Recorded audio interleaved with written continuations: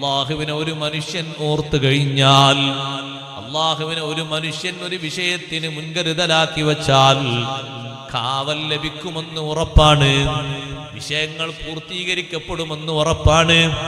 അതിനൊരു സംശയവും ഒരു സന്ദേഹവും വേണ്ട. അതുകൊണ്ട് പഴയകാലത്ത് ചൊല്ലുന്ന ദിക്റുകൾ ഒന്നും മാറിപ്പോകരുത്. ഒരു കള്ളനും വീട്ടിലേക്ക് വന്ന് കയറാതിരിക്കാൻ ഏറ്റവും വലുത് CCTVയെക്കാളും വലുത്. CCTV ഉണ്ടാക്കുന്നത് മനുഷ്യനല്ലേ, കേടുവരുത്താനുള്ള കഴിവും മനുഷ്യനില്ലേ? പലയിടത്തും കേടുവരുത്തിയ രൂപങ്ങൾ നിങ്ങൾ കണ്ടില്ലേ? CCTV ഉണ്ടായാലും ഇല്ലെങ്കിലും വലിയ കാവലേതാണ്? നിന്റെ വാതില് നീ അടക്കണം. ബിസ്മില്ലാഹി ചൊല്ലിക്കൊണ്ട് നീ അങ്ങ് പൂട്ടുവെക്കണം. അതേ, നിന്റെ പാത്രങ്ങൾ നീ മൂടി വെക്കണം. വദ്കുരിസ്മല്ലാഹി അലൈഹി, എപ്പോഴും ചൊല്ലണം ബിസ്മില്ലാഹി.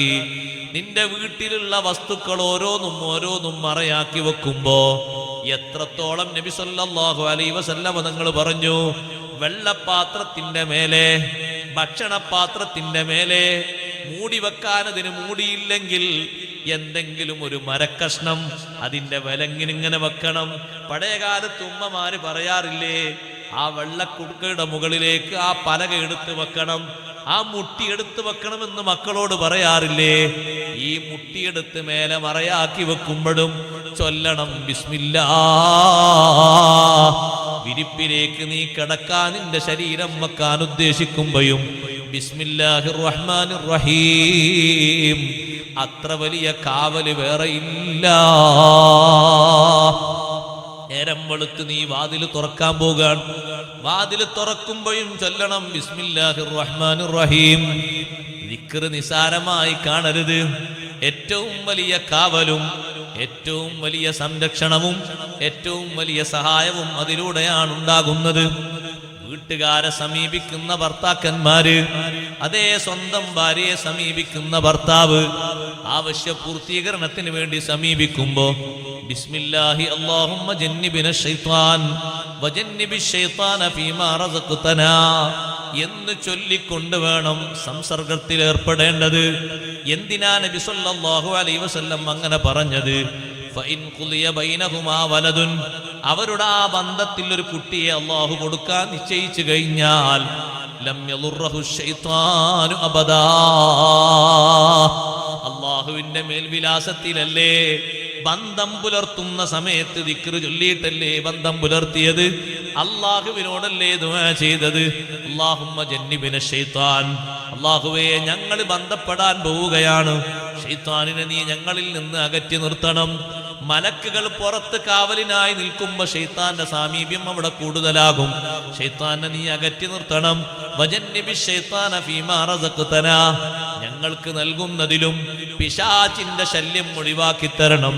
കേടാകുന്ന കുട്ടിയാകരുത്, ദുർബുദ്ധിയുള്ള കുട്ടിയാകരുത്, ദുരാചാരം ചെയ്യുന്ന മക്കളാകരുത്, ഉപ്പാക്കും ഉമ്മാക്കും കുടുംബത്തിനും എതിരായി പ്രവർത്തിക്കുന്നവനാകരുത്, നാശം പിടിച്ച കുട്ടിയാകരുത്. നല്ല കുട്ടിയെ അള്ളാഹു നൽകുന്നതിനും അള്ളാഹുവിന്റെ ദിക്ർ മേൽ വിലാസമാണ്. ഖുർആൻ പഠിപ്പിച്ചില്ലേ അതിന്റെ പരിശുദ്ധി? അതേ, കാലങ്ങളോളം മക്കളില്ലാതെ വിഷമിച്ച് മുന്നോട്ട് നീങ്ങുമ്പോഴാണ് ബഹുമാനപ്പെട്ട ഹന്നത്ത് ബീവി റളിയല്ലാഹു അൻഹാ അതേ അള്ളാഹുവിനോട് പറയുന്നത്, അള്ളാഹുവേ എന്റെ വയറ്റിൽ ഇതാ ഗർഭാവസ്ഥ തുടങ്ങിക്കഴിഞ്ഞിട്ടുണ്ട്, എന്റെ വയറ്റിലുള്ള കുഞ്ഞിനെ നിന്റെ മാർഗത്തിൽ ബൈത്തുൽ മഖ്ദിസിന് ഒരു ഖാദിമാക്കി ഞാൻ നേർച്ചയാക്കി. അല്ലാഹ് പ്രസവിക്കാൻ സമയമെടുത്തപ്പോ മഹദി ചൊല്ലിയതെന്താണ്? വഇന്നീ ഉഈദുഹാ ബിക വദുർരിയതഹാ മിനശ് ശൈത്വാനിർ റജീം.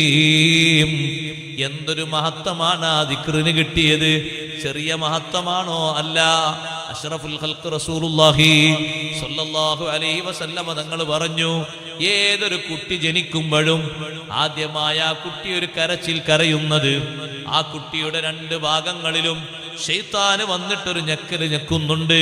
വലത്തെ ഭാഗത്തും ഇടത്തെ ഭാഗത്തും ശൈത്താനിന്റെ ഒരു സ്പർശനം വരുന്നുണ്ട്. അപ്പോഴാണ് സഹോദരങ്ങളെ കുട്ടികൾക്ക് കരച്ചിൽ വരുന്നത്. അതേ, എല്ലാ ജനിക്കുന്ന കുട്ടികൾക്കും അങ്ങനെ ഒന്ന് സംഭവിച്ചിട്ടുണ്ട്.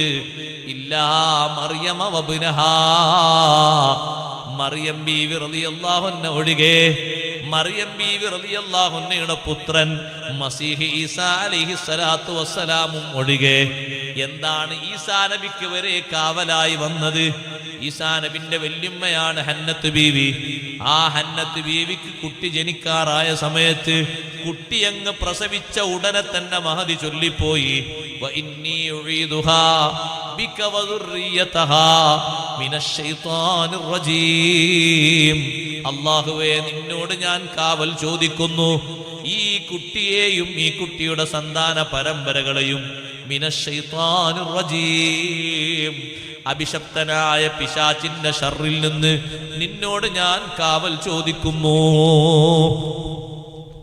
ചോദിച്ചത് ആർക്ക് വേണ്ടിയാ? മറിയം ബീവിക്ക് വേണ്ടിയാ.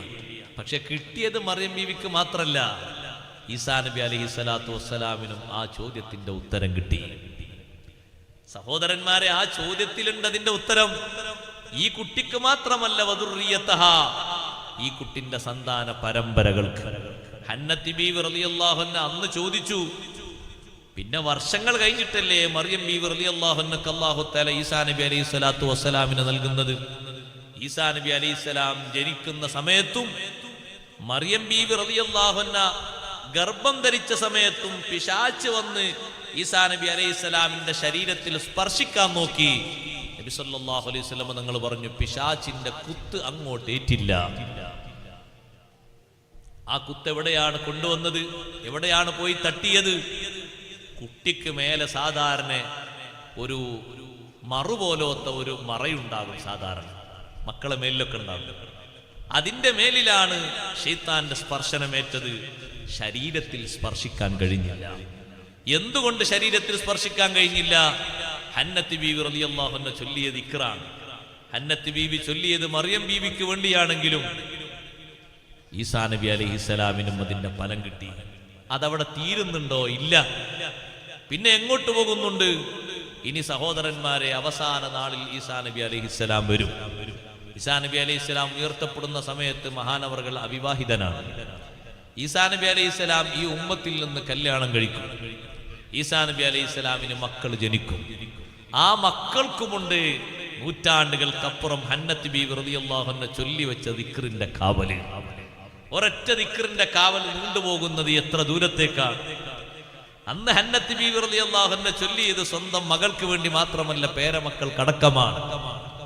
പിശാചിന്റെ ബാധയില്ലാതെ, അപസ്മാര രോഗമോ മറ്റു ഷർറുകളോ ഒന്നും ഏൽക്കാതെ നല്ല പരിശുദ്ധിയിലല്ലേ ഈസാ നബി അലൈഹിസ്സലാത്തു വസ്സലാമും ജനിച്ചു വളർന്നത്. അതുകൊണ്ടല്ലേ സഹോദരങ്ങളെ, ഈസാ നബി അലൈഹിസ്സലാം ആ വലിയ പരിശുദ്ധി പ്രസവിച്ച ഒന്നാമത്തെ ദിവസത്തിൽ തന്നെ വെളിവാക്കിയത്. ശത്രുക്കൾ വന്ന് മറിയം ബീവി റളിയല്ലാഹു അൻഹയുടെ കൂടാരം പൊളിച്ചു കളഞ്ഞു. ബത്ലഹേമിന്റെ മുകളിൽ, ബത്ലഹേം എന്ന് പറയുന്ന കുന്നിന്മേലെയല്ലേ മറിയം ബീവി റളിയല്ലാഹു അൻഹ താമസിച്ചിരുന്നത്.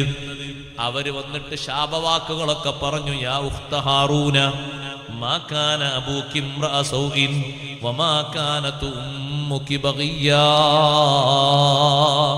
ഓ ഹാറൂനിന്റെ പെങ്ങളെ, നിന്റെ സഹോദരൻ നല്ല ആളായിരുന്നല്ലോ, നിന്റെ ബാപ്പ നല്ല ആളായിരുന്നല്ലോ, നിന്റെ ഉമ്മ വേശ്യക്കാരിയല്ലല്ലോ, അവരൊന്നും മോശപ്പെട്ടവരല്ലല്ലോ. പിന്നെ നിനക്കെവിടുന്ന് ഈ സ്വഭാവം കിട്ടി?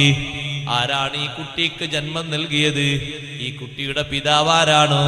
എവിടുന്നാണ് ഈ കുട്ടിയെ ഒപ്പിച്ചത്? ധാരാളം വിഷമിക്കുന്ന വർത്തമാനങ്ങൾ അവർ പറഞ്ഞപ്പോഴും മറിയം ബീവി റളിയല്ലാഹു അൻഹ മൗനം പാലിച്ച് ഒരു മറുപടിയും പറയാതെ, ഇന്നി നദർതു ലിർറഹ്മാനി സൂമാ ഫലൻ നുകല്ലിമൽ യൗമ ഇൻസിയാ, ഞാൻ അല്ലാഹുവിന് വേണ്ടി മൗനം നേർച്ചയാക്കിയിട്ടുണ്ട്. ഒരാളോടും മറുപടി പറയാനോ സംസാരിക്കാനോ ഞാൻ ഉദ്ദേശിക്കുന്നില്ല എന്ന് മഹദി തീർത്ത് പറഞ്ഞിട്ടും പ്രതിഷേധക്കാരായ ആളുകൾ പിരിഞ്ഞു പോകാതെ വീണ്ടും ശബ്ദകോശങ്ങൾ ഉണ്ടാക്കിയപ്പോ തൊട്ടിലിൽ കിടക്കുന്ന കുട്ടിയിലേക്ക് ഇങ്ങനെ ചൂണ്ടിക്കാണിച്ചു. ആ കുട്ടിയോട് ചോദിച്ചോളൂ, നിങ്ങളെ സംശയങ്ങളൊക്കെ തീരുമെന്ന് അർത്ഥത്തിൽ ചൂണ്ടിക്കാണിച്ചു കൊടുത്തപ്പോ ഒന്നുകൂടി ഊക്കിലവര് പറഞ്ഞില്ലേ, നീ എന്താ വിവരക്കേടാണോ പറയുന്നത്? എട്ടും പൊട്ടും തിരിയാത്ത കുഞ്ഞിനോട് ഞങ്ങൾ എന്ത് സംസാരിക്കാനാണ്, ഞങ്ങൾ എന്ത് ചോദിക്കാനാണ്, അതിന് മറുപടി പറയാൻ സംസാരപ്രായമെത്തണ്ടേ എന്നവര് സന്ദേഹം പറയുമ്പോഴാണ് തൊട്ടിലിൽ കിടന്നിട്ട് മറുപടി കൊടുത്തത്, ഇന്നി അബ്ദുല്ലാഹ് ആതാനിയൽ കിതാബ വജഅലനീ നബിയ്യാ വജഅലനീ മുബാറകൻ ഐനമാ കുന്തു വഔസാനി ബിസ്സലാത്തി വസ്സകാത്തി മാ ദുംതു ഹയ്യാ. നീണ്ട മറുപടിയല്ലേ തൊട്ടിലിൽ വെച്ചുകൊണ്ട് ഈസാ നബി അലൈഹിസ്സലാം അവർക്ക് നൽകിയത്. നിങ്ങൾ കരുതും പോലെ ഞാനൊരു ജാരസന്താനമല്ല. ഇന്നി അബ്ദുല്ലാഹ്, ഞാൻ അള്ളാഹുവിന്റെ അടിമയാണ്. പലരും വാദിക്കുന്നത് പോലെ ഞാൻ ദൈവത്തിന്റെ സങ്കല്പമോ ദൈവത്തിന്റെ പ്രതിരൂപമോ ദൈവത്തിന്റെ സങ്കീർത്തനമോ ഒന്നും അല്ല. ഇന്നി അബ്ദുല്ലാഹ്, ഞാൻ അള്ളാഹുവിന്റെ അടിമയാണ്. ആതാനിയൽ കിതാബ വജഅലനീ നബിയ്യാ, എനിക്ക് അല്ലാഹു തആല വേദഗ്രന്ഥം തന്നിട്ടുണ്ട്, എന്നെ നബിയാക്കി അല്ലാഹു നിശ്ചയിച്ചിട്ടുണ്ട്. സഹോദരന്മാരെ, ദിക്ർ കൊണ്ട് കിട്ടുന്ന വലിയ മഹത്വം നോക്ക് നിങ്ങൾ. മറിയം ബീവി റളിയല്ലാഹു അൻഹയ്ക്ക് വേണ്ടി ഹന്നത്ത് ബീവി റളിയല്ലാഹു അൻഹ ചൊല്ലിയ ദിക്ർ, ഉമ്മമാരെ ആ ദിക്ർ നിങ്ങൾ ചൊല്ലണം.